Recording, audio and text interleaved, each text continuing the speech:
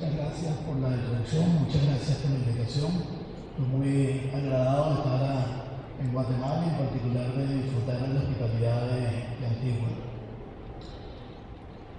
Voy a comenzar mi presentación tratando de ser interactivo. Y quisiera presentarles una pregunta a la audiencia. La pregunta sería la siguiente. ¿Quiénes creen que los problemas relativos a la independencia del Poder Judicial, digamos, de El Salvador, de Burundi o de Bielorrusia, son problemas atinentes solo a esos países? Levanten las manos los que piensan que esos son problemas solo de esos países. ¿Okay? Por lo visto nadie piensa que es atinente a esos países.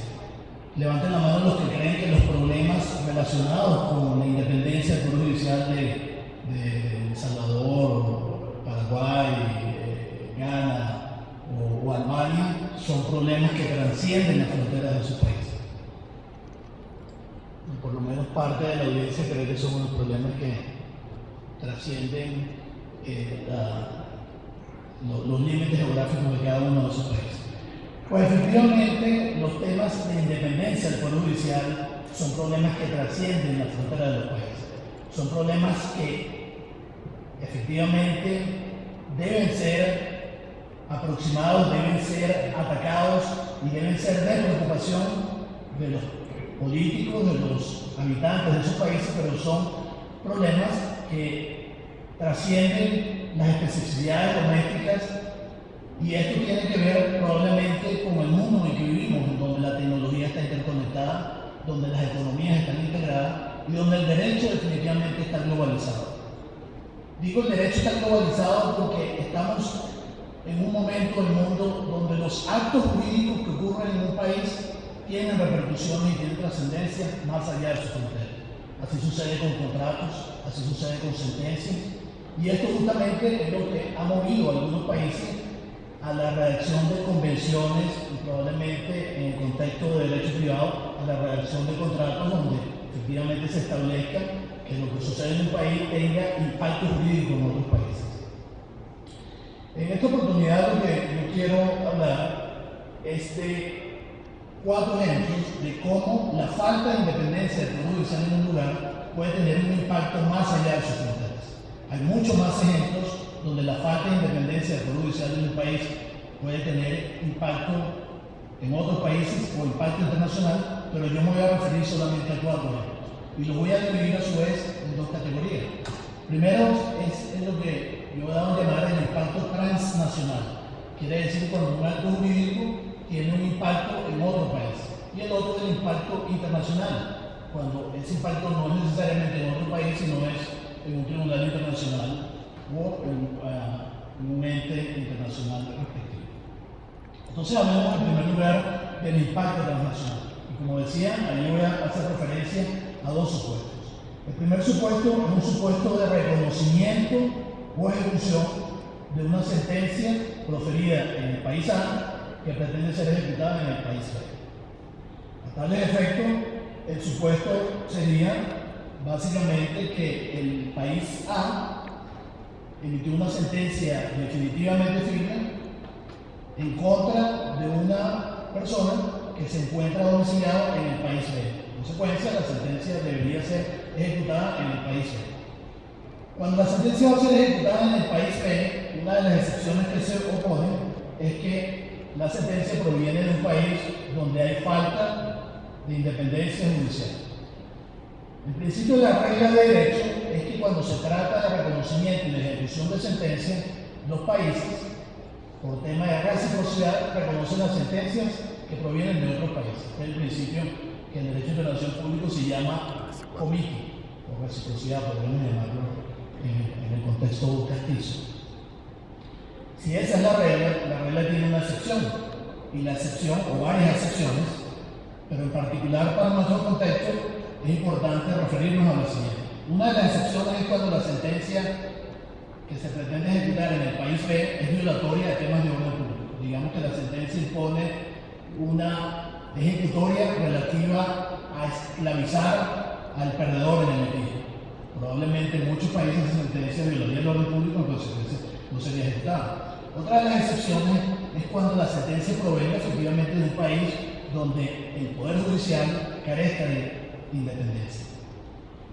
Y esta excepción, que es la que más interesa en este contexto, tiene su reflejo y está plasmada en leyes de algunos países, básicamente en los códigos de procedimiento civil de algunos países, donde se regula toda la materia de exequatur, pero en particular voy a referir al país donde probablemente muchos de ustedes, tomando la referencia que hizo Henry Vidal al final de los dos casos, donde probablemente muchos de ustedes van a querer ir a ejecutar la sentencia, porque se trata probablemente de un demandado con mucho dinero en Estados Unidos. En Estados Unidos existe una ley que es la ley uniforme de reconocimiento de sentencias extranjeras de condenas monetarias. Esa sentencia, palabras más, palabras menos, establece expresamente que una sentencia podrá ser no reconocida y en consecuencia no ejecutada si proviene de un país en el cual no existe independencia del Poder Judicial.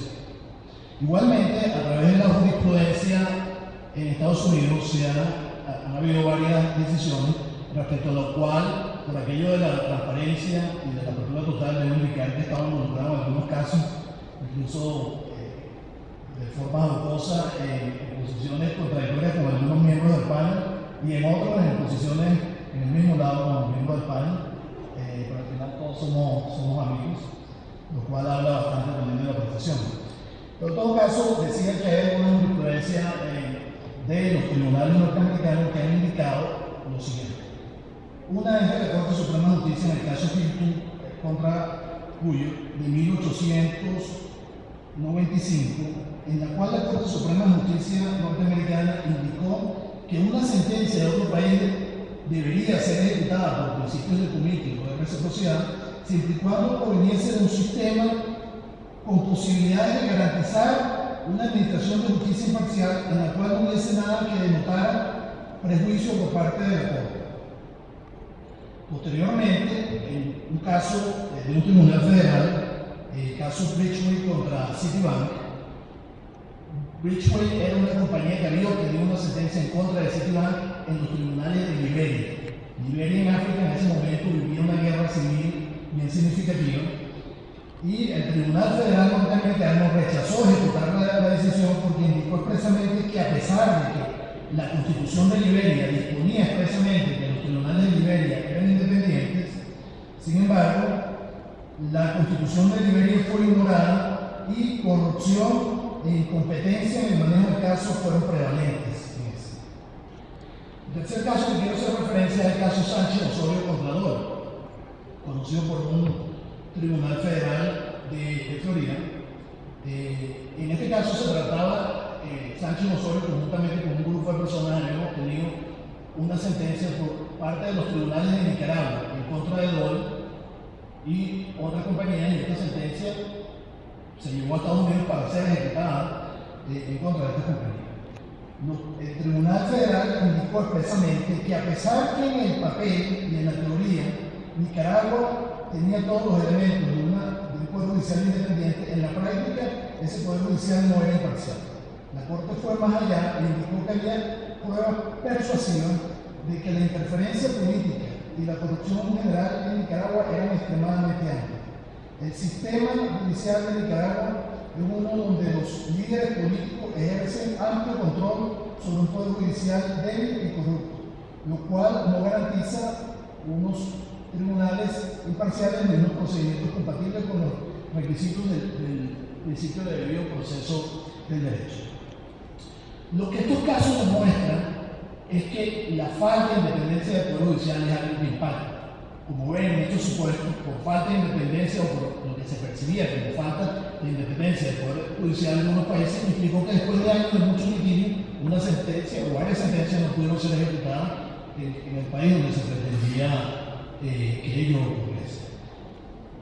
La consecuencia de esto es que al tener unos sistemas judiciales que no son independientes, los países corren un riesgo enorme. Y ese riesgo no es otro que el riesgo de quedar aislados judicialmente.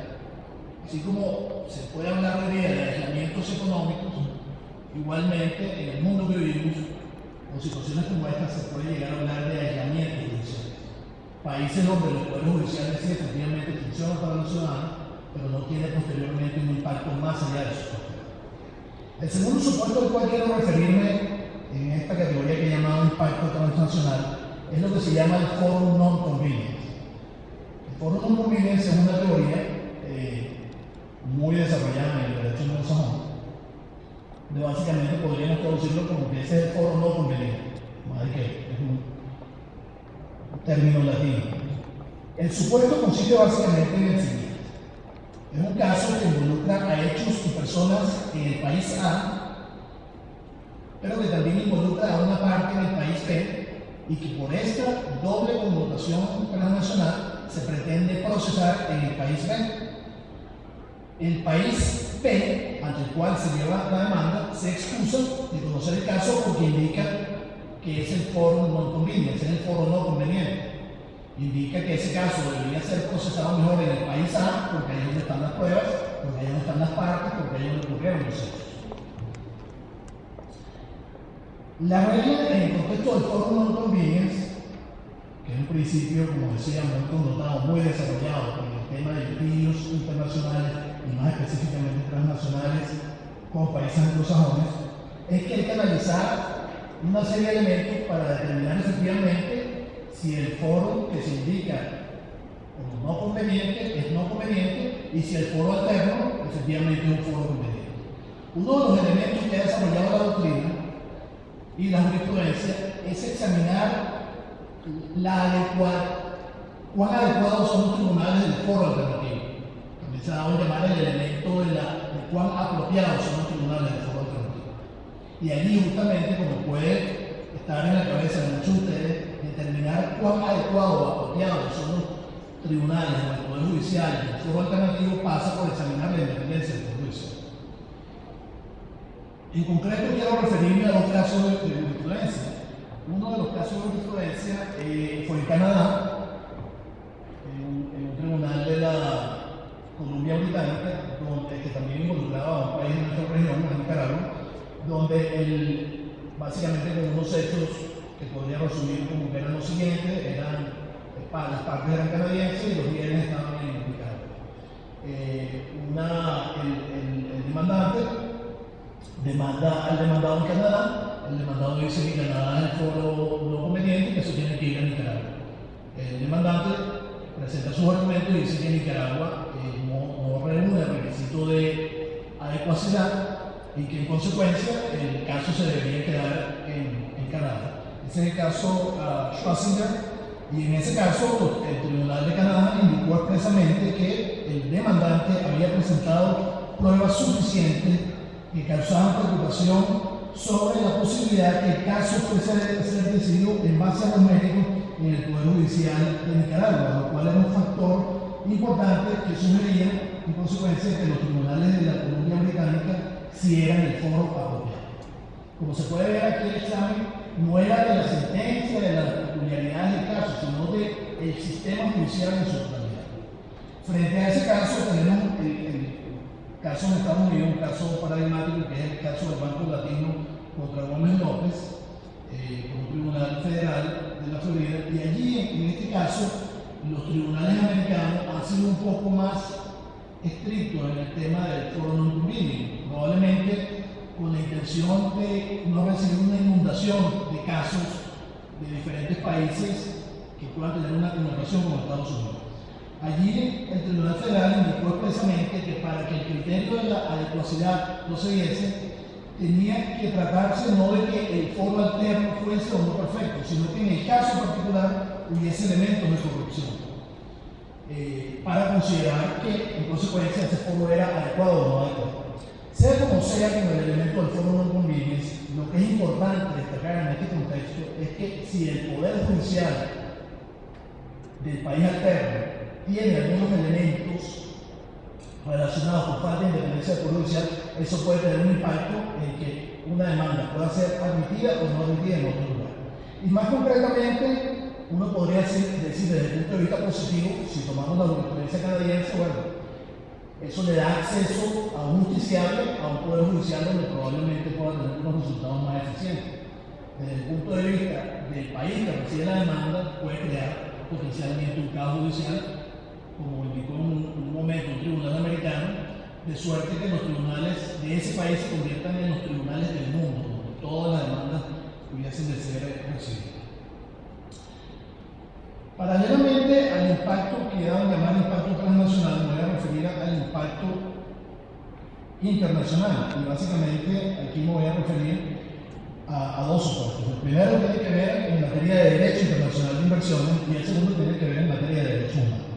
El primer supuesto tiene que ver con lo siguiente: un inversionista que ha presentado una demanda en contra de un Estado porque ha violado un tratado bilateral de inversiones o un capítulo de inversiones de un tratado de libre comercio, por ejemplo como CAFTA, aquí que estamos en Centroamérica, y en consecuencia expone al país a una revisión probablemente de su sistema de justicia. La regla es la siguiente: en principio, bajo el esquema de Derecho Internacional de Inversiones, en el contexto de los tratados respectivos, los países tienen la obligación de proveer un trato justo y equitativo a los inversionistas extranjeros. En muchos tratados de inversiones y en el capítulo de inversiones del Tratado de Libre Comercio se establece una definición de qué significa trato justo y equitativo. Y allí caigo en CAFTA. El artículo 10.5.2a de CAFTA establece expresamente que una obligación de proveer un trato justo y equitativo también comprende la obligación de no denegar justicia, le hace no retrasar procedimiento y le hace proveer un sistema judicial dotado de independencia. En un caso que no es de CAFTA, pero es de NAFTA, que es el Tratado de Libre Comercio del Norte, que tiene muchas disposiciones similares a CAFTA, el Tribunal Arbitral indicó expresamente que se estaba en presencia de una violación de la obligación del trato justo y equitativo cuando se había producido un retraso indebido en la administración de la justicia, de forma que esta había sido seriamente implementada de una forma inadecuada. Esto sucedió en el caso Asignia contra México en el contexto de NAFTA. Igualmente, muchos tratados bilaterales de inversiones proveen la obligación, vale la redundancia, de proveer medios efectivos para presentar reclamos o demandas y ejercer los derechos. En particular me estoy refiriendo al Tratado de Libre Comercio, al Tratado Bilateral de Protección y de Promoción de Inversiones entre Estados Unidos y Ecuador, que establece expresamente que los países deberán proveer, y aquí subrayo y pongo entre comillas, medios efectivos. Y como abogados nosotros debemos ser también expertos en lingüística y entrar en definiciones de qué significa específicamente una palabra. Cuando en este tratado, que es ley entre estos países, se establece medio efectivo para ejercer los derechos, y entramos en la definición de lo que significa efectivo, pues un medio efectivo justamente debe ser aquel que provea justicia de forma independiente, de forma expedita, de forma efectiva. No otra cosa fue lo que ocurrió en el contexto de este tratado, en el caso Duke, una compañía petrolera contra Ecuador, donde se estableció expresamente que